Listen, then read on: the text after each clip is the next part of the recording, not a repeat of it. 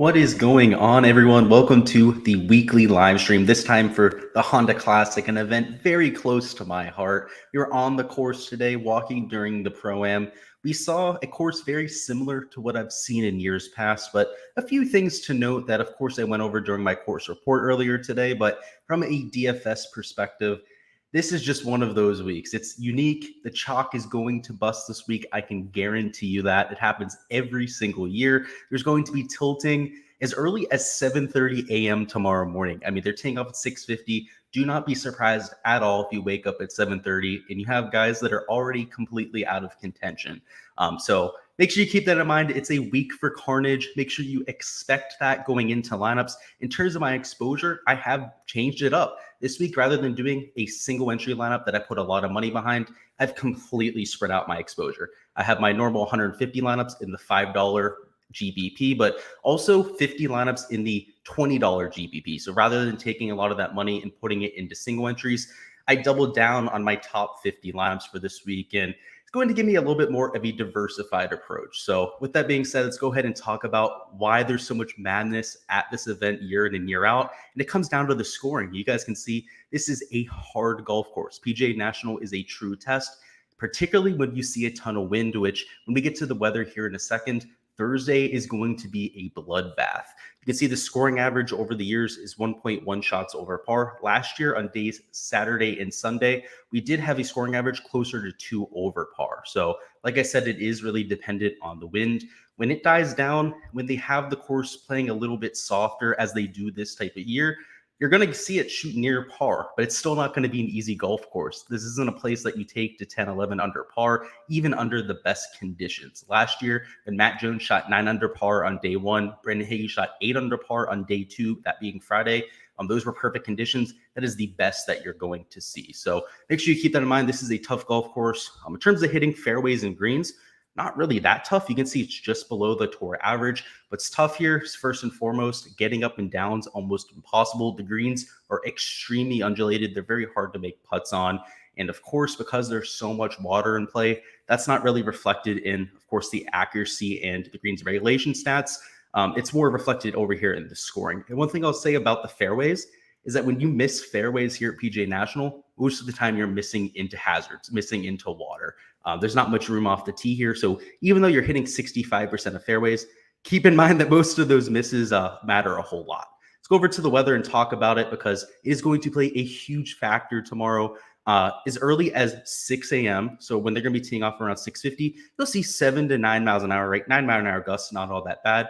But look a little bit 2 hours later, 2-3 hours later, you're already seeing 9 to 17 mile an hour gusts. And in the morning, guys, that is way above average. There's a cell coming through Florida tomorrow. There might even be a shower in the afternoon. You can see it. I don't think they have the chance of rain on here at 7%, but towards the afternoon, it gets up towards 20. So it should rain at some point tomorrow, even if it's just a little bit of a shower. But the wind is going to be pretty crazy. I mean, when you start to get closer to noon, you can see it's 24 mile an hour gusts. Over here at 1 p.m., it's 25 mile an hour gusts. And the whole way through the afternoon, you're looking at really significant wind. I mean, 25 mile an hour gusts there at 4 p.m. They'll be finishing up right around 5 p.m., I would imagine, at the latest. And it's still 23 miles an hour. That is absolute havoc. I was out there today and I was standing in 10 to 15 mile an hour gusts, and it was giving them some trouble. I mean, there were times where you were playing downwind. I saw players like Louis Oosthuizen, and I also saw Michael Thompson hit some really good golf shots to about 2 or 3 feet. Louis Oosthuizen, by the way, we'll talk about the Pro-Am leaderboard a little bit because some of the guys that went out there and played really well today were surprising, like a Louis Oosthuizen. Daniel Berger had a really good day today in the Pro-Am. But really, a lot of that damage was done downwind because anytime I saw somebody playing into the wind, it didn't go well. They're usually missing greens.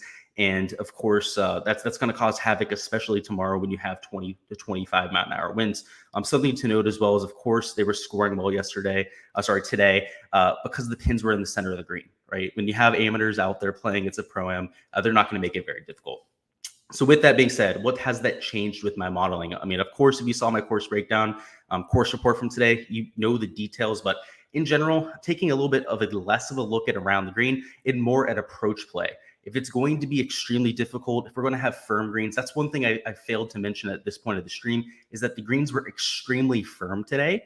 they weren't fast, which is strange, right? Normally it's firm and fast, but it was firm but fair speed. I mean, you're running right around 12 and a half, 13 on the stint meter, which for most tour events would be fast, but for South Florida, that's about par down here. Most golf courses have extremely fast greens down here in South Florida, particularly if they're going to be as pristine as what we find at PGA National. So I'd say they're firm but fair greens, not necessarily firm and fast, which means that iron play is going to be the key this week. Of course, hitting those good iron shots, being able to judge all of that rollout is really how you're going to make your hay. So I'm taking a little bit of a less of a look at around the green, a little bit less at putting, a little bit more on driving accuracy, because one thing I did note today as well is that the rough here at PGA National was burnt out. It wasn't very substantial at all. At most, it was right around 2 inches, and that was right around the fairway, where it was getting that irrigation from the systems that they have in the fairway, the sprinklers and whatnot.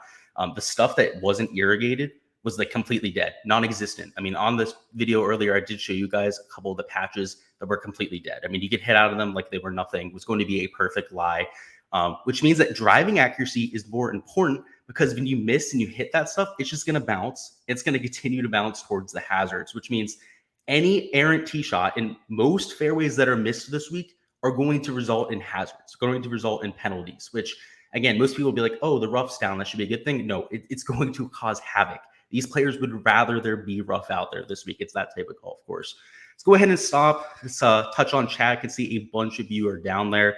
I want to go ahead and welcome you guys. First off, we have Justin down here. He was first down here in the chat. What is going on? Diego, what is going on as well? I appreciate the kind words there. Down here, we have Justin saying that is a fact, big week ahead. That's what I'm expecting, man. I mean, last year, I went and saw the event in person. We also had a pretty good DFS week. It's a hometown event, right? We got the hometown swag going. Let's go ahead and carry that. And make sure you get up early for the withdrawals. Absolutely. I mean, I'm going to be up early because I won't be able to sleep at all tonight. I mean, I couldn't sleep last night because I was excited to go to the practice rounds today. I'm literally not going to sleep tonight, but it won't be an issue. I'll be up for all day tomorrow. Even if, and by the way, I'll say this, I'll be doing showdown content tomorrow night and also for Friday night. Saturday night, no promises. I'm going with my boys on Saturday. There is a very good chance that I am far too inebriated to be doing anything on Saturday. So just keep that in mind, okay?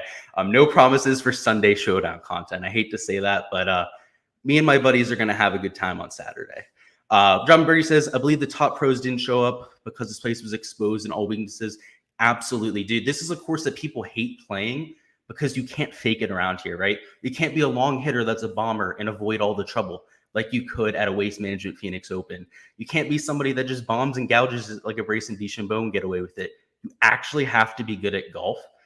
So I respect the shit out of people like Louis Oosthuizen, Sungjae Im that show up here year in, year out, because it takes some stones to show up here, right? Everyone shows up the Players Championship, which is a similar type of test, because the purse is so big, right? You have to show up to the Players, right? It's a Players Championship, for God's sakes. The guys that show up at these type of events, though, actually have some stones. Chandler says, do you know previous optimals? Was it stars and scrubs or more balanced? I can touch on it real quickly. It was stars and scrubs. It was people taking one or even two guys upwards of $9,500.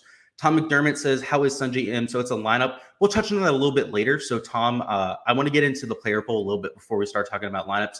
Go ahead and toss that down in the chat in maybe like 10 minutes, something like that.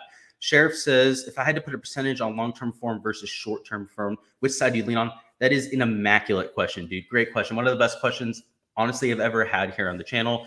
For me, it depends, right? So best way to explain this would be when we were back at Kapalua. So when we were at Kapalua and we hadn't seen these players for maybe a month or two, it meant very little to me. In that case, it was maybe like 10, 15% of my modeling. But now that we're a month and a half into the season, it's something that I take a lot more seriously, right? Now it's something closer. Honestly, course fit for me. I don't want to give away all of the goods. It's more than a third of my modeling. Taking a look at recent form is right around a third as well.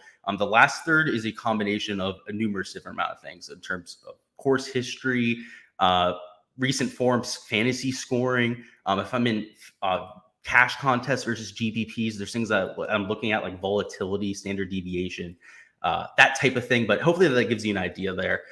It's about equal, I would say, right? But it depends. There's times where course history becomes a much bigger deal because we haven't had much recent form. So it's something that's always changing, Sheriff. It says, go Jim Herman. He could be a good course fit. And have you thought about making an optimizer for Discord people? I have thought about it. It's a lot of work. I have a lot of experience in CS and coding and programming in general. It's something that to make an optimizer would be a level above what I'm capable of. But if I had somebody that was a developer, I'm very versed in the subjects. I'd be able to voice my ideas very clearly. It's something that I can make in terms of a database format. I use an optimizer myself that I've made for on the Java side. It's a Java application that I use. But in terms of making that into a database, something that is constantly being fixed, updated online that other people can use, and that's something that is a little bit above my pay grade. So I'd have to take the optimizer that I'm using, give it to a developer, and have them make that. But it's something that I've been thinking about, Chandler. When I have a bigger base, when I'm making more money doing this, then I can think about that because it's going to cost quite a bit of money to do that. Alibro said, I have literally no idea who to pick on this tournament. Well, lucky you were about to hop into the player pool. And Sheriff says, I lean short term for scrub or value. Willing to forgive a player. Absolutely. Yeah, good idea. And it's not the same for every single player. So great point highlighting right there. It does change from player to player. All right, guys, let's go ahead and bring up the player pool and start talking about some of our favorite plays for the slate. Of course, I'll remind you, if there's anybody you want me to do a deep dive on, go into the stats, the recent form, the course history, make sure to go ahead and put them down in the chat. If it's a value guy, make sure to wait a little bit till later in the stream. I mean, this is probably going to take us a good 20, 30 minutes here going throughout the entire player pool. But as we go through the ranges, make sure to go ahead and put one of those guys down in the chat. Alrighty.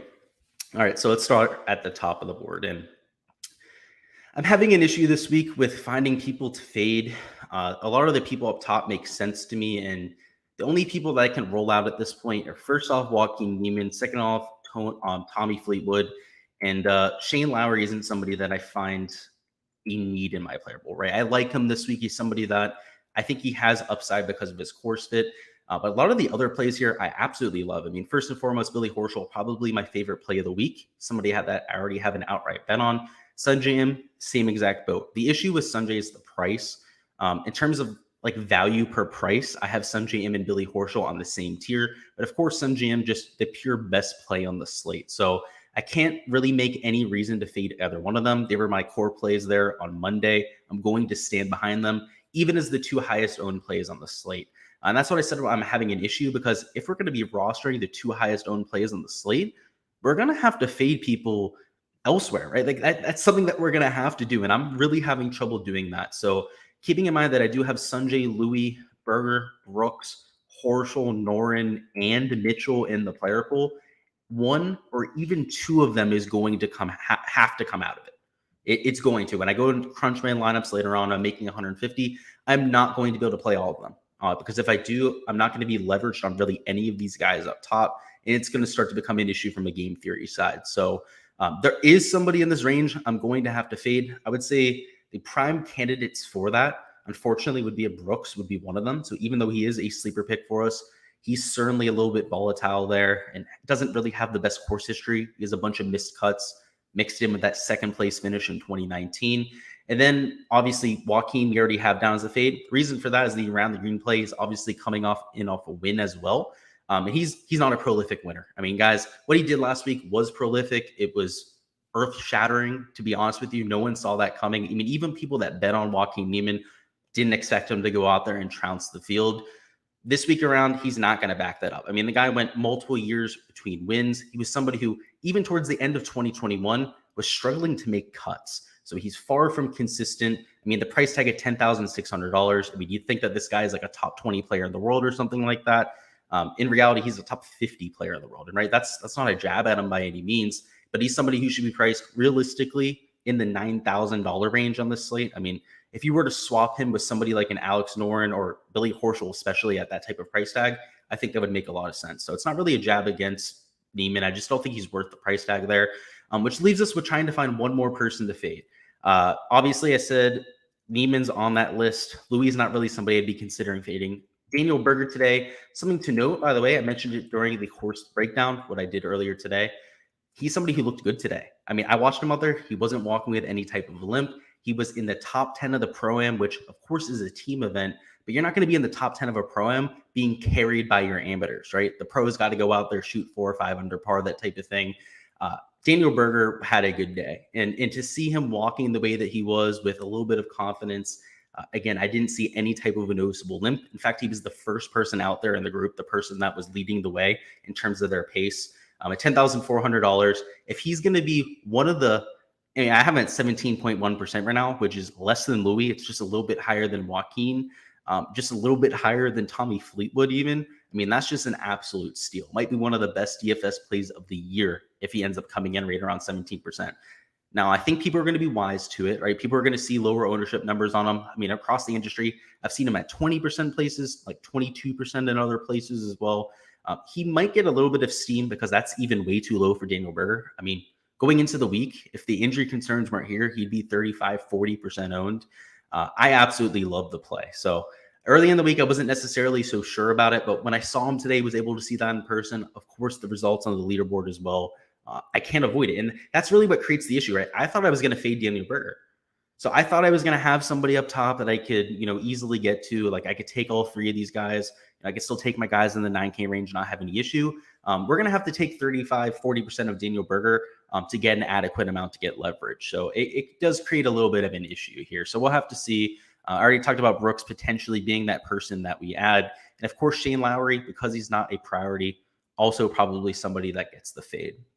We'll see if there's any questions down here in chat. Tom asked if I like Berger. Hopefully that answered your question there. Absolutely love him this week. Jordan P says, evening, gents. Great content, Luke. Thoughts on Woodland? I like Gary Woodland. I think he's getting too much steam, though. I've seen so many questions about Woodland this week. I've gone quite a few myself. I've seen a lot of people hyping up Gary Woodland. While I think he's a great play, I don't think he's somebody that should be 10, 15% owned. So as of right now, I have him at just 4%. We'll get to him here in a little bit. But with all the steam that I've seen around the industry, it does seem that he might actually end up coming in a little bit higher than that. And if that's the case, probably somebody that I'm not taking because there are quite a few other people in that range that I do like. So I'll go into a little bit more detail when we get down to that range. I don't hate the play, but I just think he's being talked about a little bit too much, right? He's getting a little bit too much respect because the recent form for Gary Woodland has been pretty atrocious. What is going on, Chris? Welcome to the stream. Glad to see that you're checking it out. Jordan P says, was it windy last year? It was windy on Saturday and Sunday. So I'm assuming you came in here a little bit late. That's okay. First 2 days last year were relatively scoreable. You saw a scoring average right around even par. That's why the cut line was 1 over par, which is actually one of the better years that you have for the Honda Classic. Oftentimes it's 2-3 over par in terms of a cut. On the weekend, though, was absolute havoc. I mean, you had people that were out there at 12, 13 under par to start the weekend that ended up near over par. Of course, you had people that ended up like nearly 10 over par by the end of the weekend that made the cut. So yes, it was windy. It's supposed to be extremely windy tomorrow and on Friday as well. And Saturday and Sunday, it is way too early to tell, especially in Florida. I would actually argue it's even too early to take a look at Friday just because of how volatile the wind is in Florida. If anyone's been down there, you guys know. First off, storms can come in out of nowhere, let alone windstorms. And who's your favorite other golfer other than Berger to pair with? If you're looking to get a little different, so you added that little caveat in there. So Sungjae Im obviously would be off of the board then. Billy Horschel would be off the board as well. I think Alex Noren makes some sense. Keith Mitchell is going to be a little bit popular, so he's probably not the kind of guy you're talking about. What about Mito Pereira, right? He's a little bit cheaper, so maybe he's not on that stud tier. Maybe he doesn't qualify for this question here, but the modeling loves him. The ball striking hasn't even been all that good for Mito Pereira late. He's been carrying himself with the putter. Imagine if that ball striking comes around and he continues to putt the way he is. He's going to storm a field. So he's somebody who I'm going to be playing for the foreseeable future. I have been. Literally ever since he's gone on tour, I've played him every single week that he's come out, and it's paid off to this point. The thing is, the metrics look awfully similar to what we saw from Sam Burns last year. And of course, if he follows in those footsteps, 2 or 3 wins are coming, right? And you want to be there for that. So I'm going to have a lot of Mito Pereira. So he'd be the guy I would take. And of course, that gives you a little bit more flexibility with the rest of your spots. Thanks, agree, bad form for Gary. Yeah, so it comes down to ownership, right? If you think he's going to be 7-8% owned, you probably want to fade him. If you still think he's going to be low owned, you probably want to play him. Ali Bro says, how much are you factoring par 3 scoring with very tough par 3s on this golf course? I am, but it's more the approach play, right? So as I said, approach play is going to be like 50% of my modeling this week. A lot of it's going to be focused on the 150 to 175 and the 175 to 200 yard buckets.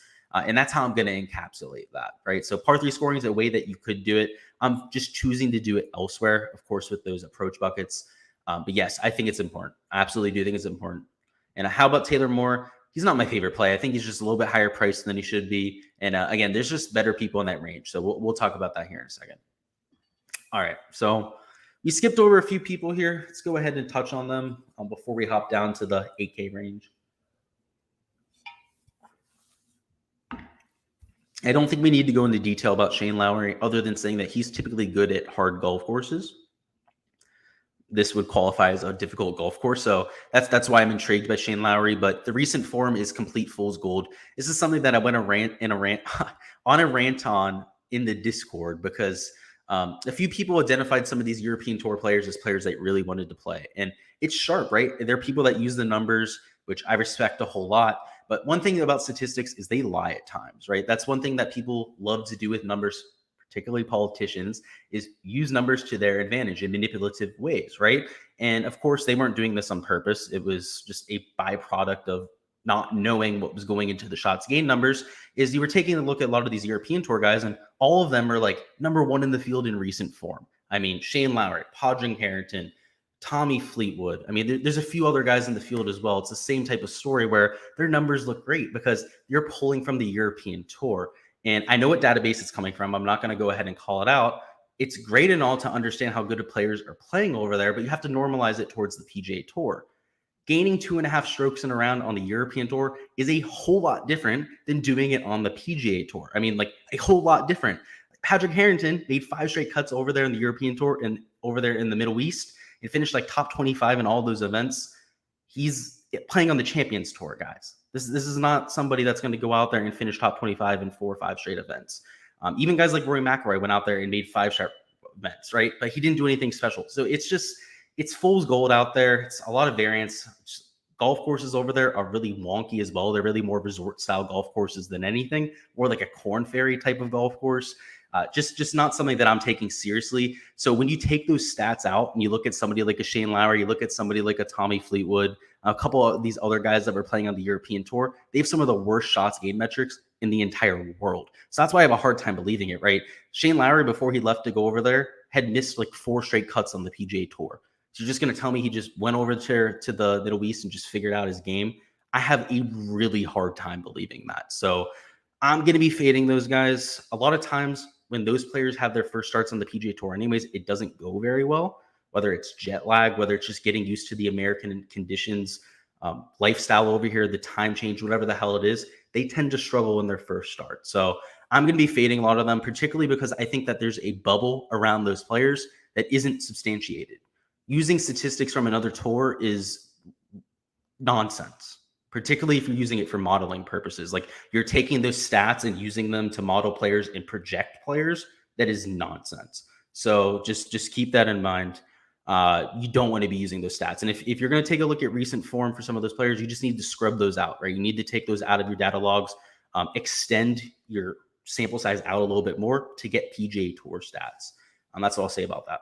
Let's move down a little bit further, rant aside. Again, that's one thing with stats, guys. You got to make sure you know what you're looking at. Don't just take stats blindly. Understand where the shots gained stats that you're pulling from come from. For example, in Kapalua, right? Like people were trying to use recent form at the Tournament of Champions when there hadn't been people playing for a month and a half. Like, what are you looking at for recent form? It doesn't exist. And that there was a week where people were doing the same thing, spewing nonsense about recent form when it was non-existent. Matthew Wolff is somebody I'll be fading because of his off the tee accuracy. He's not a great player getting up and down. The only argument I could see for Matthew Wolff, and I've seen a few people mention it, is him laying back, not hitting driver off the tee. I just don't think he's disciplined enough to do that. I don't think he has enough humility to go out and do that. The fact of the matter is these players have massive egos here on the PGA Tour, and none of them like laying up. It's just something that we don't see very often from these guys.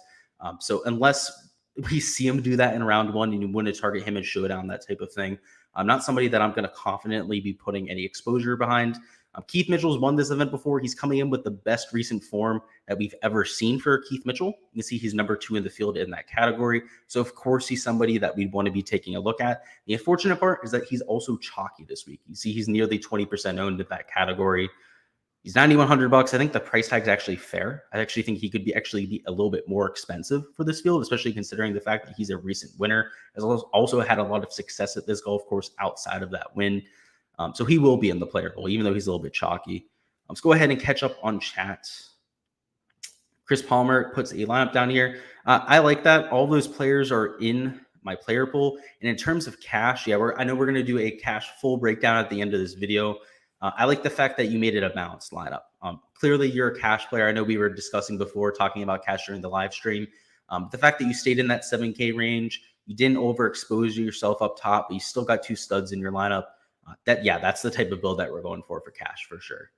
John Berger says European and Champions Tour is the JV team. Yeah, dude. I've seen people using Champions Tour data saying that like Jim Furyk was like the play 2 or 3 weeks ago. I don't know if you guys remember that. It was at the Sony Open. Again, I'm not going to call people out because I don't really feel like doing that. It just really makes me mad though. I actually DM'd the guy whose database this came from, kind of telling him that he needs to stop. He's not doing it on purpose, right? But I just told him to put a disclaimer out there because it's a big deal. Using Champions Tour data to say that Jim Furyk was a play at the Sony Open. That's nonsense. Like, that's the definition of insanity. So Pro Reactor says, how about Woodland as course history? Yeah, it's good, right? So if you take a look really far back for Woodland, so we'll go ahead and touch on that. Where is Gary? I'm blind. There it is. You see of late, it's pretty decent. 8th, 2nd place, a couple miscuts in there. Before that, there's a couple miscuts in there. There's a couple other made cuts as well. It's okay, right? There's guys with better course history, though. There's guys like Johnny Vegas that have made the cut every single year that they've played here for the last 8 straight years. I'm okay with Gary Woodland, right? I said it before. He's somebody who I don't love on this slate. You can see as of right now, let's see. What do I even have Gary Woodland in my player pool in here? No, I have him down as a blank, right? And that's exactly my take on him, because even if he was down here as a yes, he's not somebody that I'm getting a ton of, right? He's 6% owned over here. So there's people around him I like more, like a Russell Knox, like a Christian Mazane, who, of course, spending up for Aaron Y is one of my favorite plays on the slate, which we'll touch on here in a second, or even a Johnny Vegas, are guys that I prefer a whole lot more. So if he doesn't fit into my player pool, it's not the end of the day. But after playing all the people around him, if I have the space for Gary Woodland, especially because he's only going to be 6% owned, he'll probably be in my player pool. So we'll have to see about it. I don't hate the play, man. The recent form is really, really bad. I have a hard time overlooking that for somebody in the 8K range. If he was $6,700, $6,800, I'd be much more willing to give him a little bit of a pass. Ali Bro says, Bazane hearing a lot of noise about him. Yeah, he might come in a little bit higher owned than I have there. We'll talk about him here in a second because he is in my player pool. From a course fit perspective, it's really, really solid. All right. Mito Pereira, we kind of touched on a little bit before. I know when we were talking about his modeling, everything like that, as a pivot off of some of the guys here in the 9K range. Absolutely love the play. I'm going to be playing him until he wins on the PGA Tour, which I think is in his next 5 to 10 starts. He's got that type of skill set. He's got the hot putter. We've seen that over the last 5 or 6 events. And when he first got on the PGA Tour, he was #1 in the field. I don't know if you guys remember, like after his first 4 starts, he was #1 in every custom model that you guys were running for like 4 weeks. Like no matter what you used, because of how good his start was on the PGA Tour, he was #1 in every model that you ran. Imagine if he gets back to that type of ball striking and he continues putting the waves. Again, that's a huge if, but if he does that, he wins this event by 5 strokes, like Matt Jones did last year. That's the type of upside that he has. Let alone if he goes out there and even goes to 70% of what we saw when he first got out here at the PGA Tour. That might be enough to win this event if he continues to putt the way that he has. So the more and more that I talk about Mito Pereira, the more and more I like him this week. I didn't see him out there on the course. I believe he didn't tee off on the Pro-Am by the time that I left the event. But that would have been great to see. If he was out there laying up off the tee with the driving iron, just laying into that iron game that he's so good at, that would have been really good to see. Brian Harmon was also tied for first at the Pro-Am. Speaking of the Pro-Am, he's somebody who at the end of 2021 really started to fall apart, particularly in the fall. I expected him to come out and rebound. He didn't do that. But over here in 2022, now that he had a few months off, that type of thing in November, December, He's been a completely different player. Looks like the Brian Harmon of old, which is a very consistent ball striker, somebody who at these difficult golf courses seems to play his best golf. So $8,700, I'm going to be all over him. You can see on Bermuda grass, he's also an excellent putter, gaining 2/3 of each stroke per round. We talked about Cameron Young during my fades and sleepers. He's a fade because of the driving accuracy. I know if you look at the last 3 events, the driving accuracy has been there. But if you take a look at this season as a whole, which is only an extra like 2 to 3 events past that, he's 153rd on the PGA Tour. And if you take a look at his Corn Ferry Tour accuracy, which of course he should be a lot higher than, he was number 202 on that tour in driving accuracy. So yeah, the fact that he's hit fairways for the last 3 weeks is great and all. But if you take a look at him long term, he's one of the most inaccurate drivers in the world, let alone in this field. So I definitely wouldn't be leaning on Cameron Young's driving accuracy if that's why you're playing him this week. Let's just say that. Because I heard that argument this week and I was like, dude, have you looked past the last 3 weeks? Which, of course, the last 3 weeks matter, but so do the last 2 years. All right. Johnny Vegas is a sleeper pick. I absolutely love it. Let's look at the course history. Really kind of speaks for itself here.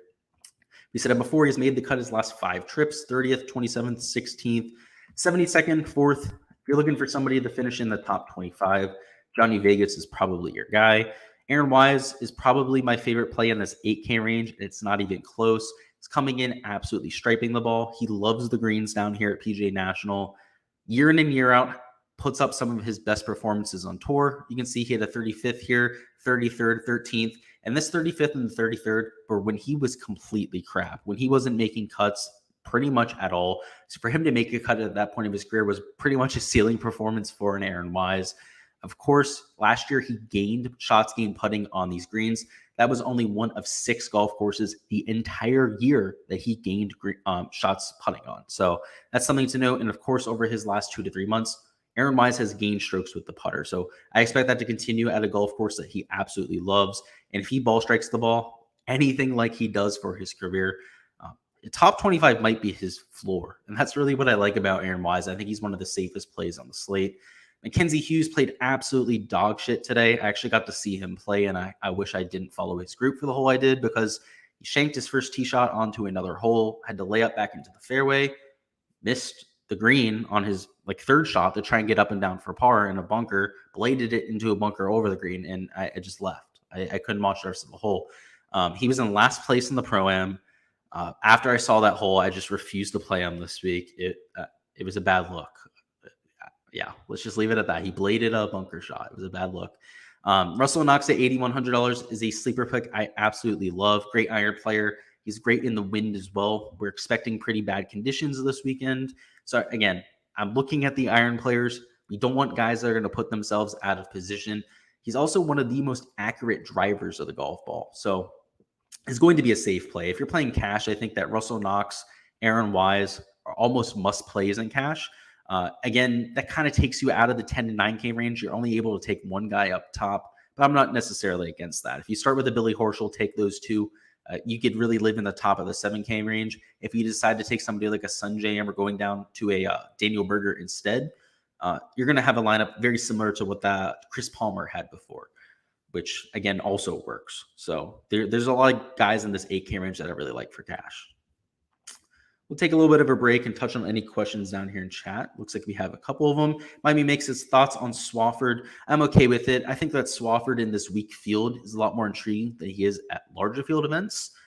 So he's somebody that I'll probably match the field on, but not anybody that I'm getting really heavily exposed to. It's just, it's not the best course fit long-term. Chandler says, can we get a deep dive on Knox and McCarthy? So kind of just did that in there for Knox. For McCarthy, I honestly like both of them. I know you mentioned it during the Discord before. I can't really differentiate between the two. I really like both of them here.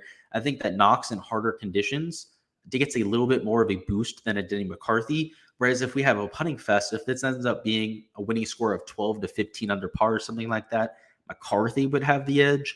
It really depends on how you see this golf tournament going. Of course, if you're just taking a look at Thursday's wind report, you might want to take somebody like a Russell Knox, but we have no idea what the wind is going to look like Friday through Sunday. So It depends on what you think the tournament's going to play. If you're playing in GPP lineups, I say play both of them. I think both of them are some of my favorite plays on the slate. I mean, one of them is a sleeper pick for me. McCarthy's a core pick for me. Just correlate them appropriately, right? So with Russell Knox, make sure you pair him with some of the guys that do well in difficult conditions. Whereas McCarthy, go ahead and pair him with people that do well in easier conditions, people that are a little bit more aggressive. So that's how I would handle that, because I really like both plays, and I'm not playing one or the other. I'm playing both of them in copious amounts. Continental says Hughes has got it out of his system now, is what you're saying. I mean, you'd hope so. The last time I bladed a bunker shot on a golf course, I snapped my sand wedge over my knee and left. So that's not the effect it had on me. Let's just say that. It had the opposite effect. It did not end up well. Maybe Hughes hated the douchebags he was paired with. Maybe he did. I mean, he had a really bad drive to start the hole, so it was like everything wasn't going well for him. He missed the approach shot. He hit the around the green shot over the green. For all I know, he probably 3-putted too. How do you like Michael Thompson? I like him. We'll get to him here in a second. He's very accurate off the tee. Keimer not in play at all. Not for me. We haven't seen him enough. I haven't seen him play enough to really make any type of an assumption about him. If you're going to play him, it's nothing more than a flyer play or speculation. Unless you've been watching the European Tour and you have a good read on it, that's again not my specialty. So I don't want to give you any advice there. No interest in Hector Reed, absolutely not. He's one of my biggest fades this week. The guy's swing is completely broken, and I know that he's been prone to snapping out of those type of streaks in the past. But people have been saying that for like 4 months now, and I've been fading him for like the last 4 months. I've not been buying that argument. So I'll just say that, man. Tom, there's a lot of people saying that, and they've been saying that for 4 months and getting burned on it. And so for me, I'm just going to wait. Like, if Patrick Reed comes out here and has a great golf tournament, hell, he even wins this golf tournament, so be it, right? The form is what it was, and I'm following my process. I'll start playing him going forward then, because we know he fixed the golf swing. It's been like 6-7 months now of Patrick Reed being one of the worst off the tee players on tour, and also a bottom 20% approach player. Which, of course, I mean, you guys know that's not sustainable. All right. Badger says, love the content. Any thoughts on Charles Schwartzel? I love the ball striking. I think in this type of field, taking flyers down low on guys with his type of profile make a lot of sense. So, yeah, we'll touch on some of those guys down low, but I absolutely like it. Jordan P says, Sudoshi Gadara ranking decent in your custom. Any thoughts? Yes, I like him. So we'll touch on them too. One thing I'll say is Satoshi on number 6, he was hitting driver off the deck into a par 4.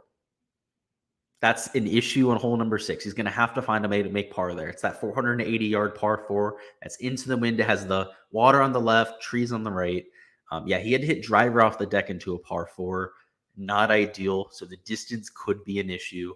But I'd like him too. He's popping in my modeling. So whatever you're looking at, Jordan P., you're looking at the right type of stuff. Any lesser-known Corn Ferry ties guys that interest you? Yeah, when we get to the 6K range, guys, I have some spicy picks down low. We got a bunch of guys in the 6K range that I think could have really solid weeks, even at $6,000. I believe there's 3 guys in my player pool at $6,000. So if that tells you anything, Sheriff, yes, we got some sneaky plays down low. 150 to 200 is solid. Not sure what you're referring to. Go ahead and jog my memory there. Michael Yarbrough says, I just joined. Do you have a take on Lowry? I think the course fit is excellent, right? He's usually solid at these difficult golf courses. I'm just worried about the recent form. And I'm also worried a little bit about the ownership. And even more so, I'll go ahead and show you up top. I'm worried that I can even fit him into my player pool, because of the guys up top, I like pretty much everyone but Joaquin Niemann and Tommy Fleetwood. And Joaquin Niemann isn't somebody that I hate. I'm playing him because I can't play him, right? Because I like everyone else just so much more. Lowry is just an unfortunate case of opportunity cost. If I were to put him in my player pool, it would be taking away from plays that I like a whole lot more. But if you really like Lowry this week, I was telling a few people down in the chat, by all means, go ahead and play him. I completely get the play. I just don't know who you're going to fade to put him in your lineups, right? Because for me, there's literally no one I'm willing to let go of up top. And later on, I'm going to have to let go of at least one of them. So we're going to have to figure that out. That's on Kadira, just gave that out. Dropping Birdie says, how about the Stenson Keimer stack? Hey, Stenson was in 5th place at the Pro-Am today. So if you're putting Andy stock into those Pro-Am leaderboards, the guys that played well on today's slate, Hey, you might want to think about Stenson because he was hitting the ball good today, apparently. And you were saying Satoshi for 150, 200 yards out. Yeah, he's good with some of those longer irons. He's also really good on POA, which is why I was playing him there on the West Coast. And, he posted a few top 25s, a few made cuts, which is also by the recent form, looks pretty good for Satoshi. But it wasn't enough to be optimal in GPPs, right? So he's a little bit of a middle tier play, not somebody that's really going to go out there and win you a tournament. He's not going to finish in the top 5 all that often. But if you're looking for somebody who at these shorter golf courses can go out there and make cuts, he's somebody who can get the job done. Neil says, what is going on, Neil? Hopefully you're doing well. All right, guys, let's go ahead and continue with now the start of the 7K range, which of course is where we start to see a huge drop off in talent. Which is where you're really going to start to make your money in DFS this week, particularly because there's a lot of casuals. The fact that there hasn't been basketball the last few days, there hasn't been, of course, any football since the Super Bowl. A lot more people are starting to look at golf content. I've seen that with the growth on the channel here. And of course, in the size of the contest on Draftkings. And what that means is that when we get down to the guys that quote unquote, nobody knows who they are. And I'm sure you guys have heard that before, especially people that are really into golf. Who the hell is that guy? What do you mean you bet on him to win? The casuals aren't going to know a lot of the guys in this range. And so this is where we can take advantage. The chalk is going to be extremely chalky this week because people out there are going to hear touts mention someone's name, particularly those casuals, and just play them randomly, right? So they can play the ownership game this week particularly well because as most people that at least follow this channel know, we know our stuff here, right? These are guys that are more than household names to us. Early in the year in the fall, we had some really bad fields, particularly with some of those new Korn Ferry Tour guys. But we've seen them for 7-8 events now. We have a pretty good idea of who these guys are. So we'll be able to take advantage. Lee Westwood is somebody that fits that exact bill. You haven't seen him play very often, but the course history here is pretty decent, right? He had a miscut here last year with a 4th place finish in 2020. And of course, that was well after his prime. He's also somebody who last year in Florida had a very solid finish at the API, ended up finishing in the top 5, and of course, almost won the Players' Championship. So there's something going on with Lee Westwood in Florida. That's, of course, where he makes his residence at this point of his life. So I think that could be something to do with it. Also, could be something to do with the windy conditions. Of course, he's from England. He's used to those windy conditions over there. So it would not surprise me at all if that's something that is advantageous to his game. Cage Lee at $7,700 is somebody that I like more than CT Pan. Much like I said before, CT Pan is a play I'm okay with, right? He finished in the top 5 last year. I think that's why a lot of people are looking to play CT Pan. The recent form is also pretty decent. You can see he has a 9th place finish at the Genesis. Miscut, 78th. Whatever, right? That's a pretty bad stretch of golf. But a 9th place at the Genesis. And of course, that's a golf course that doesn't really fit CT Pan's game. So I think that's why people are really excited about him. But at the same time, he's somebody who went out there, finished at 2nd place at the Olympics, ended up taking home that silver medal, and then missing like 6 straight cuts. So he's no stranger to going out there, popping one week, and then completely disappearing from the face of the earth. Fact of the matter is, guys like KH Lee, just much better ball strikers in terms of the shots gain approach numbers, much more consistent than a CT Pan. And even though he did have that 5th place finish last year, look at the course history here, right? He had missed cut. Like he's got bad finishes mixed in there as well. Whereas KH Lee had that 7th place finish back there in 2019, 38th. Sure, he also has a missed cut of his own, but he's coming in with a fraction of the ownership, right? He's coming in with a solid, single digit versus double digit owned. He's somebody I'd much rather play. I think playing both of them doesn't make sense because there's some of the higher owned options in this range, right? You go down a little bit lower, you have guys that are 4 or 5% owned that I also think are all right plays here. And of course, towards the bottom of the 7K range, you start to really get some of those low ownership numbers. 2 sub 1% ownership when you start to get a little bit lower on the page. So you don't want to be mixing in too many of these guys in the upper 7s because they are relatively chalky compared to some of the guys there at the bottom 7s. A little bit further down, we can go to Ricky Fowler. I considered having in the player pool. I may have a few lineups with Ricky this week because the course history is pretty solid. The course fit's also pretty solid if you take a long-term approach. And of course, any sort of recent form for Ricky Fowler doesn't look all that good. I know someone before mentioned Brendan Todd. His driving accuracy is going to come very handy at this golf course. So definitely somebody that I'll have a good amount of exposure to. Chris Kirk at $7,500. He played very well today. He was in the top 10 of the Pro-Am. $7,500. Pretty accurate off the tee. Really good approach play. Definitely somebody I'll have 20, maybe even 25% of. Michael Thompson, very similar skill set. Relatively short off the tee, but accurate. Good with the approach play. Very solid putter on Bermuda grass. So I like a lot of the guys in this mid 7K range. I mean, all of them right around 7 to 12% owned, right in that range. And I'm looking at getting 15 to 20% on pretty much all of them. Aaron Rai is way too chalky for my liking. I don't understand why he's 11.5% owned. Jason Sig, I thought he was going to be like 2% owned going into the week, but he's getting a fair amount of ownership there at 7.7%. And again, I don't really get it. These are some of the Korn Ferry Tour guys that are just getting onto the scene. And for them to be priced around legit PGA Tour prospects that not only have good course history here at PGA National, but are also better course fits, just doesn't make sense, right? Especially if they're getting higher ownership, like somebody like an Aaron Rai. To me, that's a clear pivot. Just go to the guys that we know can play well at this golf course. Because one thing I will say is that course history has been proven to matter here. We've seen people over the years get better and better with their results. And of course, a lot of the people that make cuts at this event tend to do so over the years. I mean, we saw Johnny Vegas made 5 cuts. Jason Duffner has made his last 5 cuts at this event. There's guys that definitely play well here. Dropping Birdies dropped a comment, said last year Westwood was priced over 10K at the Honda. This year in the 7K range. Exactly, right? It's a crazy but recent form will do. That was right after the Players Championship. Yeah, everyone was super high on Westwood after those 2 top 10 finishes. It's crazy what a year will do. Good call on that. I forgot about that. I forgot the Honda was the last leg of the swing last year. They changed it up. They swapped the order on us, which I'm okay with. I'm okay with the Honda being first. All right, Lucas Glover at $7,400, getting to the bottom of this range. He's extremely precise off the tee, extremely accurate. In terms of course fit, exactly what we're looking for. So if he's going to be at just 9%, somebody I'm willing to get to.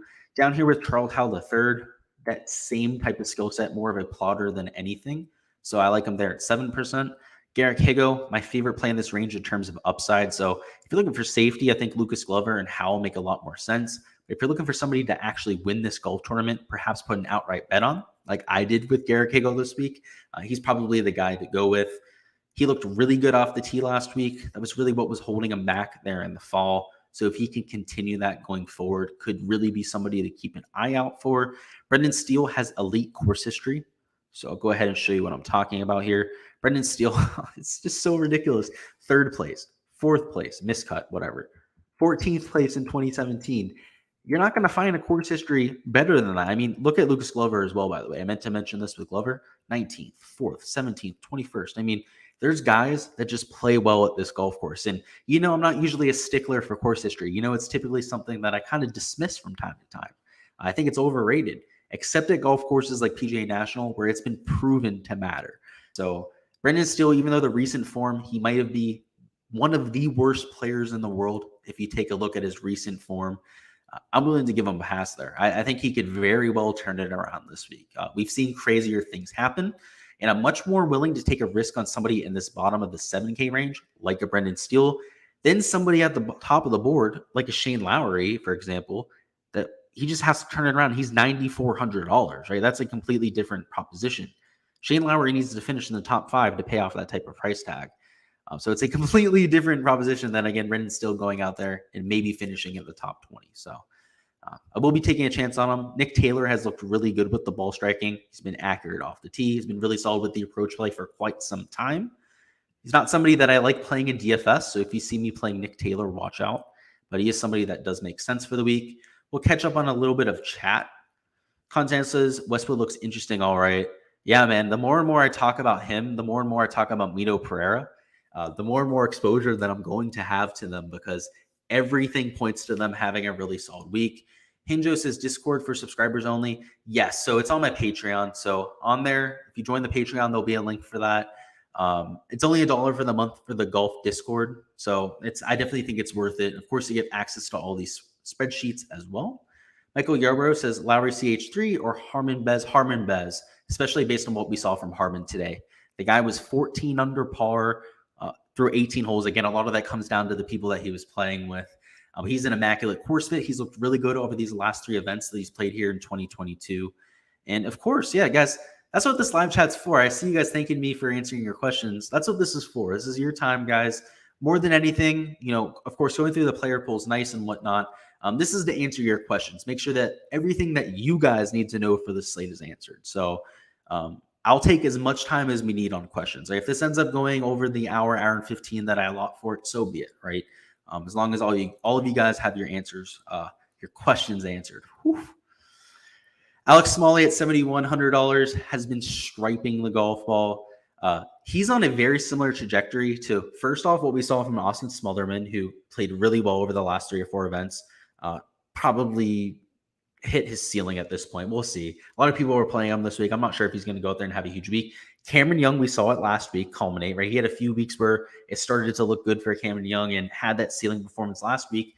Alex Smalley's been that quiet guy going along, putting up some crazy shots gain numbers over the last 3 to 4 events that could pop here, mostly because he's not super long off the tee. This is somebody who, hits it out there right around 300, 310 yards, but with the approach play is insane. So let me go ahead and show you what I'm talking about with an Alex Smalley. Let's find him on here. There we go. You see he's gaining shots off the tee. The around the green play and the putting is never going to be something to really write home about. You can see he's right around neutral with the putter around the green. Like I said, he's a young player. He probably has a lot to learn in that category. The approach play being negative is a little bit surprising for me, especially because the last 2 times we've seen him out there, he's gained over 3 strokes in that category. So last 3 to 4 events must have been pretty rough for him. But from the short-term perspective, Alex Smalley's looked really good with the ball striking, particularly from the eye test. I mean, the guy has one of the more smooth swings that we've seen on the PGA Tour. So the fact that he's going to be trivially owned, 7.6% is just a little bit higher than I'd hope he'd be. But still somebody that I'm going to have because I think the upside for somebody like him is absolutely through the roof. I don't think he could win this golf tournament, but I think he could conceivably top 5 I don't want to say very easily, but that's within his range of outcomes.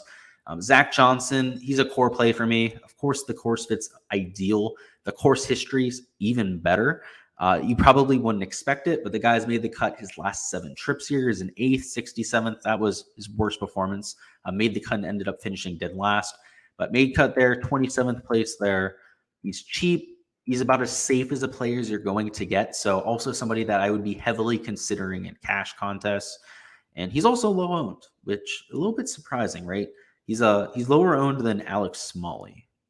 So even in GPPs would still be somebody that I consider because that's a little bit surprising. Alrighty, let's keep going.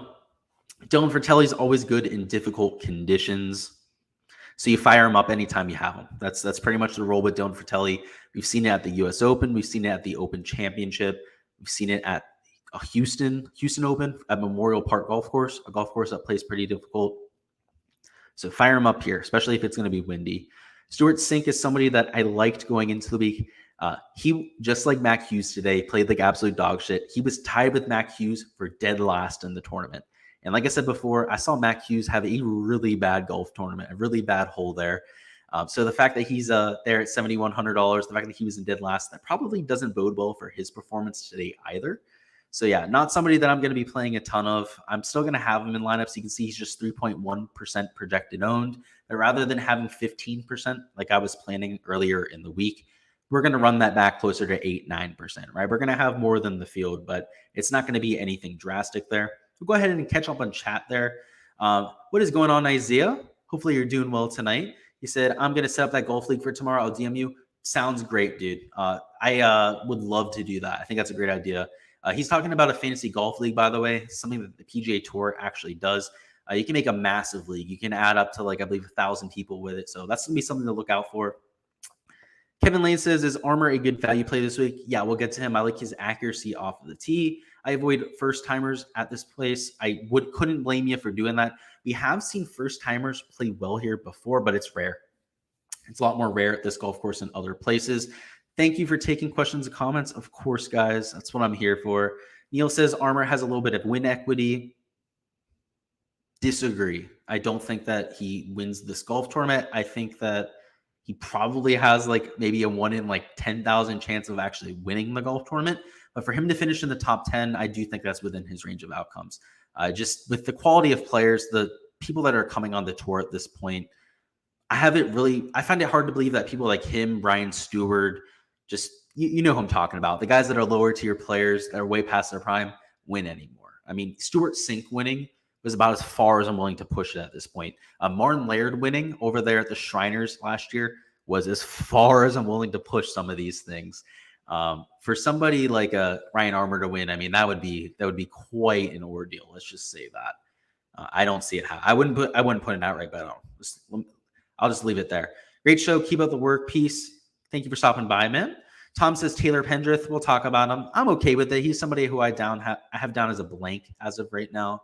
I don't think he's the strongest play on the board, but I also don't think he's the weakest. And Timothy says, how is Roger Sloan looking? He's extremely cheap. So yeah, somebody I'm considering. He's not one of my favorite plays on the slate, but in terms of pedigree, is underpriced. That's for sure. Let's go ahead and continue. Adam Svensson is a local guy.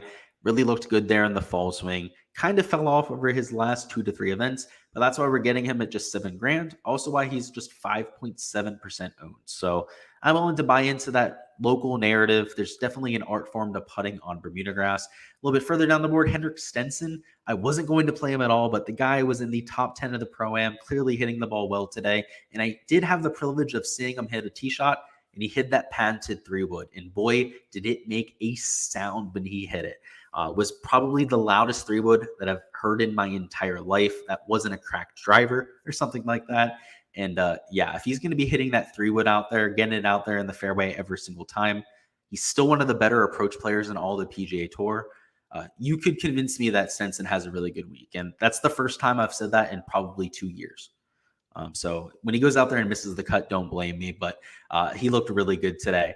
Kevin Streelman at $7,000. A lot of people are backing him this week, but still only 2.8% projected owned in my algorithm. I sure hope that's right. I'm going to have right around 10% because I think that might be a little bit low. I think he might come in closer to 4 or 5%. But if he ends up 3% and we end up 3x the field, I'm also okay with it. He's relatively accurate off the tee. In fact, he's a top 20 player in this field in terms of driving accuracy.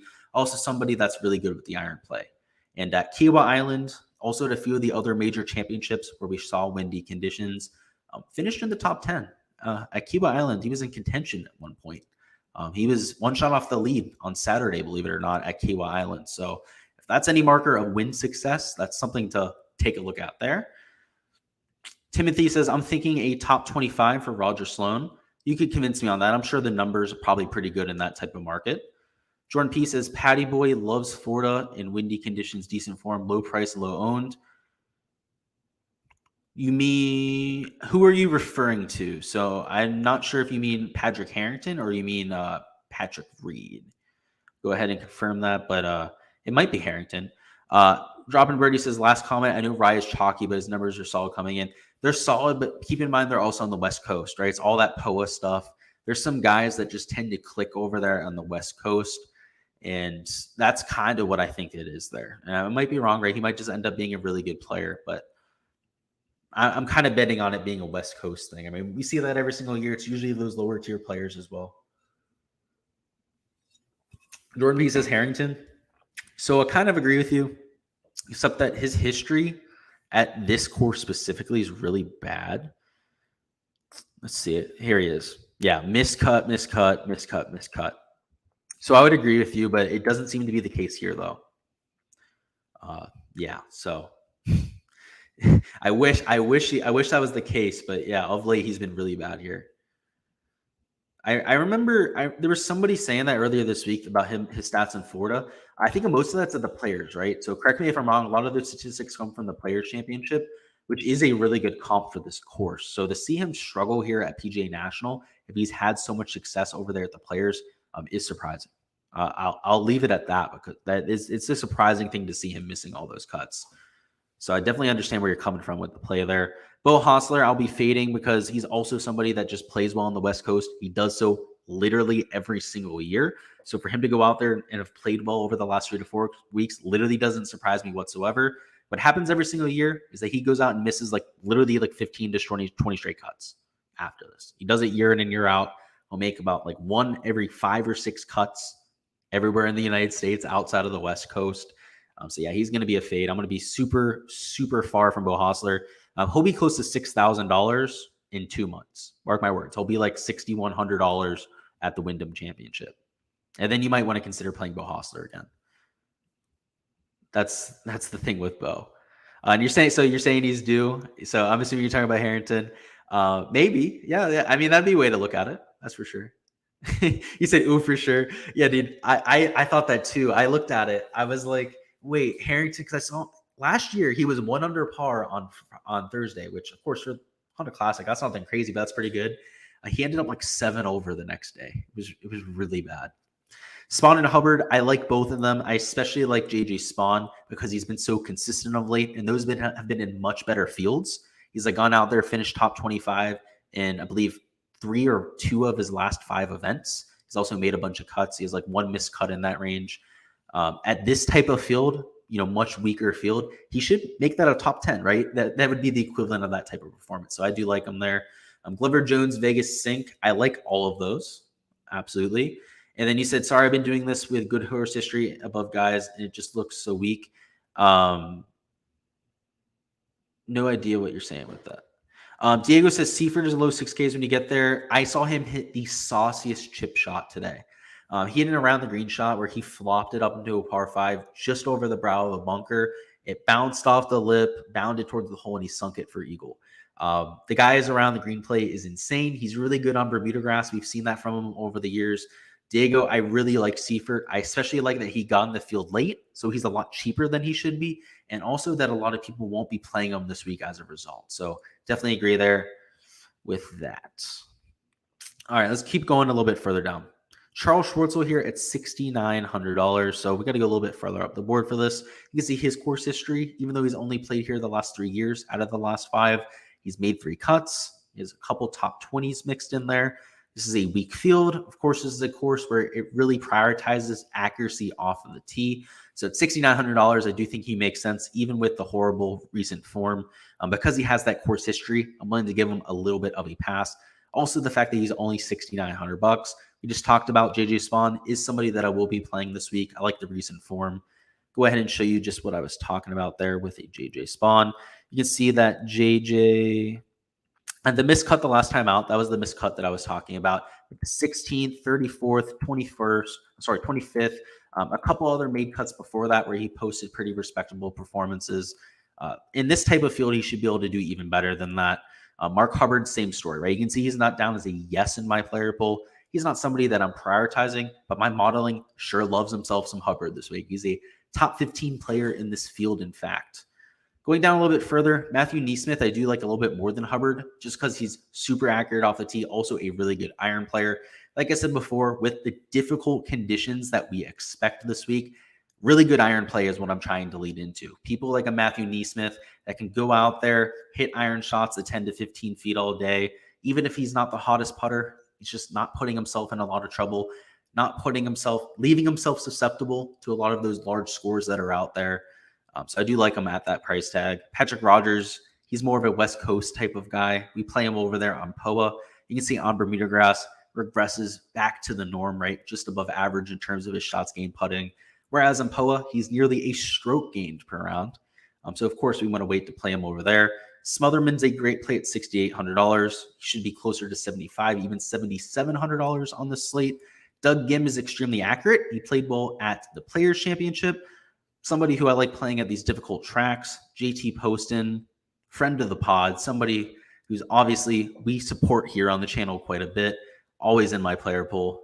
Homer pick of the week, I'll go ahead and put there. May as well just put it in all caps. That is the Homer pick of the week. It's no matter the modeling on a JT Poston, we're pretty much going to be playing him every time he tees it up. Kramer Hickok at $6,800 makes sense. He was in my core picks video. Of course, relatively accurate off the tee, more of a iron player than anything. So the fact that he's not a great putter, not great around the green, I wanted to give him a little bit of leeway here. Let's go ahead and catch up on chat real quick. You see, here's my problem with your stream. I have to spend 2 hours changing around 150 laps after I hear all this. Hey, at least you have the information, right? You'd be doing this all blind, and then you'd be dealing with all of your 150 lineups missing the cut or whatever. Then you wouldn't want that. I'll be up all night for the next 5 hours tinkering my lineup. So if it makes you feel any better, I'm usually up until 2 a.m. making lineups, because anytime I run lineups and there's just one thing off, I mean, it could be, I'm not kidding when I say this, guys, it could be Chase Seifert being like 1.7% owned versus 3% owned. I will completely rerun lineups, the entire set of them. I won't just like change a few lineups to make it work. I will completely rerun the set. So I understand your pain there. That's 100% sure. Adolfo says $100 single entry. Who is a good core play? My favorite play on the slate at this point would be Billy Horschel. Does the last 4 or 5 missed cuts here from not concern you? No, because he's not somebody at the top of the board, right? The approach play, he's gaining nearly a stroke per round. It's hard for me to overlook, honestly. I mean, the guy's been the best approach player in the entire world over the last 24 mission rounds. You're not going to always have perfect picks. Of course, having course history is something that can give players a little bit of a boost, but yeah, anytime you have this weak of a field, you're never going to have guys that are perfect. So I got to give them a pass sometimes, and that's the time that I'm giving somebody a pass. Chandler says, anybody you should keep an eye on we think might withdraw? Man, I wish I knew. I wish I had that magic 8 ball I could shake and just say, it's going to be a Daniel Berger withdrawal tomorrow morning. I have no idea, man. If I had to put anybody that might consider withdrawing, I mean, number one, Louis Oosthuizen, right? The guy's got a bad back. Number two, Daniel Berger, right? He's also dealing with a little bit of an injury. Outside of that, there's not anybody that really comes to mind. I mean, some of those older players, I mean, they're always susceptible to that type of thing, but it's hard to speculate on. So just make sure you wake up early tomorrow morning, set an alarm for 6:30 a.m. If you wake up, check Twitter. Of course, if you're in the Discord, go ahead and check the Discord, see if there's any withdrawal news. If there's not, you're probably safe to go back to sleep, because they usually get it out there at least 10, 20, 30 minutes before the play starts. So that's what I would do to save yourself there. I can't give you a better answer than that, though. Vince Whaley at $6,800 had a good start to this golf tournament last year. The course fit makes sense. He does his best work on Bermuda grass, also a pretty solid iron player. You could convince me to do a whole lot worse. A little bit further down the board, I like Hayden Buckley. I mean, he's like a few of the other guys we talked about before, like a Smotherman and Cameron Young. The stats look really favorable for him, and you could really see that before he went out there and had that breakout performance. Of course, he kind of had that coming out show over there at the Sanderson Farms, where he was in the top 5 of that golf tournament. In fact, I believe had the lead for a little bit of that golf tournament. But at $6,600, it's more than a fair price tag. And if that was any proof of things to come, I mean, this kid's completely underpriced. I mean, he should be at least with his counterparts like a Smotherman up there right around $7,000. Not in the mid 6K range here. Ryan Armour, you talked a little bit about before. I do like the fact that he's accurate off the tee. The modeling absolutely loves him. You can see shots game putting on Bermuda is excellent. I talked about him during the value picks video. I just don't think he wins this golf tournament. I know I said that before. I think he has a good chance to finish top 10 or top 15, though.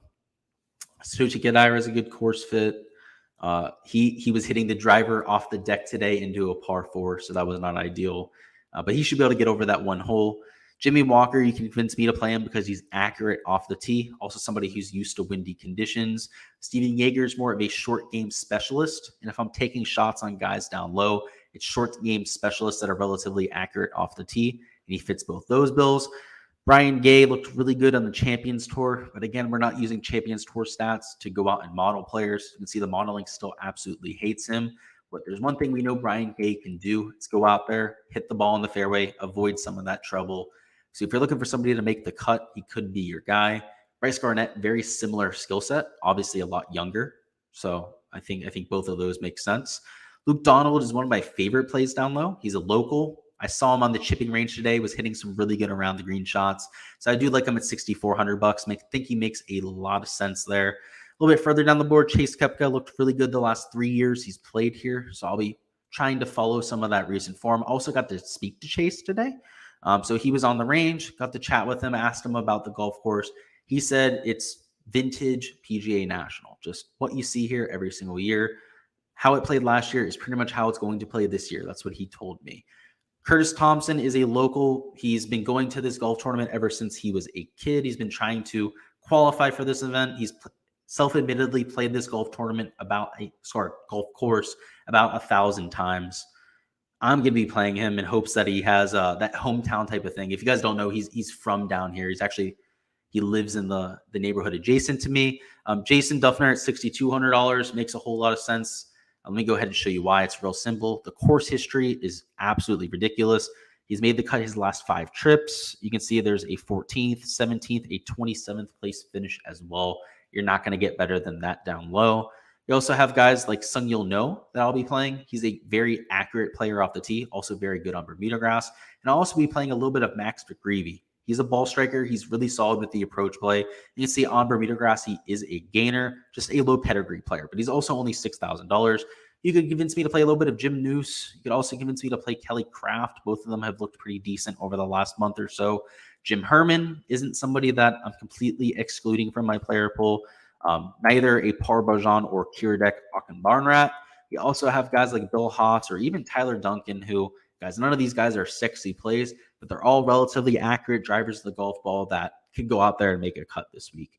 Again, I would be centering a majority of my ownership around the guys that I have a yes around, but I wouldn't be completely overlooking the guys that I have down as a blank. I do think that they're worthwhile, particularly if you're playing in some of these smaller field GPP type of contests. Let's go ahead and catch up on chat. Then we're going to go ahead and make some lineups over here on Draftkings to touch on some GPP and, of course, some cash game strategy. Let's see. So Adolfo says, is it better to pick early morning tee times or the afternoon? It doesn't look like there's going to be a huge spread because it's going to be windy throughout pretty much the entire day. Everybody's going to be hit. And on Friday, it's way too early to tell. You know, on Friday, as of right now, it says that it's going to be windy for pretty much the entire day, but it's a little bit too early to tell with that. It's not very accurate. So no real lean for me because it's going to be wind the entire day. Ali Rose says, can you give me a rough idea of what players you'd use for a single entry? I really enjoyed that segment last week. Yeah, I'll make sure I do that in the strategy section. Great idea. There's definitely guys that I think are just safer than others. And of course, in single entries, that's kind of what I go for. There's 2 approaches to it, I'd say, right? In single entry, you can either go for the full YOLO build, just completely make your lineup unique, or of course, take a little bit more of the chalk and be safer. But yeah, we'll touch on that. Chris says, last 2 for this cash lineup. So it's either Vegas or Bazainhout or Pereira or Kirk or Thompson. And I like the rest of those 4 players, so thank you for including that there. But in terms of those 2 options there, I'd probably go with the first one. I think the Vegas Bez is a little bit safer than the last option. Kirk Thompson isn't a play that I hate by any means. I think both of them are relatively safe, but I really like Vegas. I like the fact that he's made all those cuts. That bodes well for his success going forward. And I see you down there. I saw that comment just now. I love the Barn Rat. Yeah, he's the vape god. He's my boy. He goes out there. He's pimping every time he's out there. There's people that see him vaping and they're like, are you allowed to do that on the golf course? It's like, do you think Kiradek cares? He's not going to fucking listen to you. He's going to continue to do his thing. So yeah, absolutely love the guy. Timothy says, what do you think about Aaron Wise? Love him. He's a core play for me this week. So I talked about him extensively earlier in the week, but I love the ball striking. I love the fact that he's accurate off the tee, has good course history here. Was in contention to win this event last year. So definitely like that. Barry says, let's get this money. Don't sleep on Barn Rat this week. Yeah, absolutely agree. Hey, I'm going to have him in a few lineups at the very least. He's not going to make or break my week, but hey, wouldn't surprise me if he backdoored a top 10, that's for sure. All right, let me go ahead and share my screen here, and we'll hop into the Draftkings board. And of course, if there's anyone you want me to do a deep, wrong screen. If there's anybody you want me to do a deep dive on, I'm more than willing to go back into the player pool and do so. Yes, and we do have a question. Good idea. So we'll touch on these 2 questions before we hop into the strategy. So first and foremost, Hingo says, Matthias Schwab, not my favorite play. I mean, he's an all right play. He's a decent ball striker. He's a little bit overpriced, right? He's in that lower 7K range, around guys that are actually tour pros that we see week in and week out. I just see myself going there a little bit more often. And Ray says, what is your top 3 $6,000 range? All right. Let me scroll down here. I like Luke Donald a whole lot. So he's at $6,400 towards the top of the range. There's a lot of guys at $6,800 I like. So I know I said before I really like Austin Smotherman.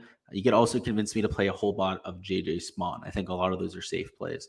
But honestly, in the 6K range, there isn't really anybody that I call like a quote-unquote core play. It's those 10 to 15 players that I identified. I'm going to have them right around 10 to 15% at the very most for any of them. And a whole bunch of those guys down there in that $6,000 to $6,400 range, scattershotted in like the 5 to 7% range. So it's not anyone I'm going crazy on. My top 3, though, number 1 would be Luke Donald. I have a really good feeling that he has a good week this week. And there's two other guys towards the top of the 6K range. All right, let's go ahead and let's go ahead and do a GPP build to start. And this is going to be for a large field contest. So the goal here, of course, make your lineup unique, right? We're playing in a 20 to 30,000 entry contest. That's what we're going to be assuming for this build, which means that we can't take all the chalk. And of course, we're looking to leverage against the public. So a few plays that we think might be a little bit higher owned than they should be, we're going to go ahead and make sure that we're leveraging off of them. So in this type of a build, I still do like Sanjay M. I do think that it kind of forces you into a little bit of a lineup construction that I don't like. I think it's a little bit chalkier than some of the other lineup constructions. So let's go ahead and start. I'll show you what it starts off with a Daniel Berger, right? What that type of lineup would look like. Of course, I think that the health issues are a little bit overblown, especially from what I saw today. I mean, the guy looked extremely healthy. He looked like he was just absolutely striping it out there. I mean, his driver, he had some real speed in it, right? It didn't look like he was holding back. So I like him at $10,400. If we're going to take him at around 20% ownership, it's not going to be incredibly chalky, but we are going to have to be cognizant of it. In terms of a next man in, I think we should probably go down to, at the very most, the high 8K range.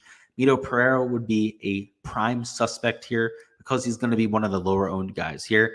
Brian Harman, based on how he played during the Pro-Am today, is probably be my favorite option, though. He was already somebody that I liked because of the course fit. Also, some of the course history that we've seen from Brian Harman here is pretty advantageous. Another guy in this 8K range that I really like is, of course, Aaron Wise. He's a core pick for us. I like him regardless of the format. I also like the fact that he's not going to be nearly as owned as he should be. He's not a leverage play, right? He's not a sleeper pick by any means, but he's also not 25% owned. So that leaves us at $7,500 remaining, which probably means we can squeeze in another guy in this 8K range. In fact, I think we could probably even squeeze in Mito Pereira. So let's go ahead and see if we can do that. And you can see with this lineup, we have $6,800 remaining per player, which is going to be more than doable, especially in this type of field. And even though this isn't a quote unquote studs and duds approach, we're getting four guys that I would consider studs in this field. So it kind of has that type of feel to it, right? You don't have to take two guys 10K and above to have that quote unquote studs and duds type of build, especially if you can fit in four guys, $8,400 and above that you like this much. So, all right, let's dip down a little bit further. We're going to try and take somebody right around $7,100 here because, again, I really like Luke Donald, who I guess we'll go ahead and just plug in Luke Donald right now. Luke Donald's going to be super low owned. He's, again, somebody who I think has a really solid week, and it leaves us with $7,200. So Zach Johnson would be a prime candidate here. I'd say because these guys in the 8K range are a little bit higher owned than the guys in the 7K range, you might want to try and at least take somebody low owned, if not try to take somebody that's a little bit lower on the board in salary to leave some salary on the table. So a prime candidate at $7,200 would be Brendan Steele. He should be relatively low owned, but if we're going to try and leave a little bit of salary on the table, not spend all of it, Svensson would make a whole lot of sense. He's actually a little bit chalky. We can go to Henrik Stenson as well. Let's go ahead and put Svensson in here just for the sake of the video. But if we're looking to get really unique, really try to get leverage on the field, Henrik Stenson would be the guy that I went with there. But you can see overall, it is kind of a studs and duds type of approach because, of course, we have two guys here towards the bottom of the board. But even so, right, these aren't horrible plays. It's not like you feel bad about any of them. I mean, these top four guys that I really like on this slate, I do like Luke Donald's upside, particularly the fact that he's a local. And Svensson, even leaving $200 on the table, I mean, he's a relatively chalky play. And I can almost guarantee you, I mean, now that I've showed this on stream, it's not going to be unique. I'm sure somebody out there is going to go out and tail this lineup, but it would have been unique. So in theory, it would have been. So go ahead and keep that type of build in mind. You can do a studs and duds approach multiple different ways. Doesn't always have to be two of these guys up top, 10K plus. What we'll do now is the single entry approach. So I know before you guys were mentioning about trying to do a single entry type of lineup. So we're going to assume this is like a 200 to 300 entry contest, right? You're dealing with chalk that is going to get chalkier, but at the same time, you don't have to beat 20 to 30,000 people. So ownership becomes a lot less important, and you're really just trying to build the quote-unquote best lineup. And for me this week, I think the best play on the slate, bar none, is Sanjay M, and I also think it's Billy Horschel. I don't think it's even close. Both of them in my modeling are number 1 and number 2, and there's a sizable gap between 2 and 3 in that category. That leaves us at $7,300. So sure, it's expensive, but at the same time, we're not going to have to worry about ownership. I mean, a majority of the high-owned guys are in this 8 and lower 9K range. And because we're avoiding it altogether by taking these two guys up top, it makes taking two of the chalkiest guys on the slate, like a Sun GM and a Billy Horschel, a little bit easier to swallow. So we go down a little bit further down the board. We're still going to be able to take some of the guys in this upper 7K range, but we're going to have to make sure that they're not the chalk of the chalk. I think Brendan Todd makes a lot of sense just because of his position. They're at $7,500. Lee Westwood, we mentioned before, is a great play. I don't think you have to get super different in these single entry type of lineups, but perhaps because we took a Sanjay and Horschel, you might want to consider it. That leaves us with $7,000 remaining per player. Another guy in this mid 7K range that I really like is going to Garrett Higo. I think he has a ton of upside. And we have $6,800 for our last player. And we'll go ahead and put in Austin Smotherman in there. You'll see with this lineup, just like before, it's really not all that ugly, right? Our cheapest player going to be a Smotherman there at $6,800. And because this is a single entry, sure, maybe you don't want to take the chance on somebody like Luke Donald, but having him as your last man in, Smotherman, that is, you can feel pretty good about that. I mean, the recent form has been there. The course fit should be there as well, at least from what we've seen from him so far in his career. So that's the type of lineup I'd be going with a single entry.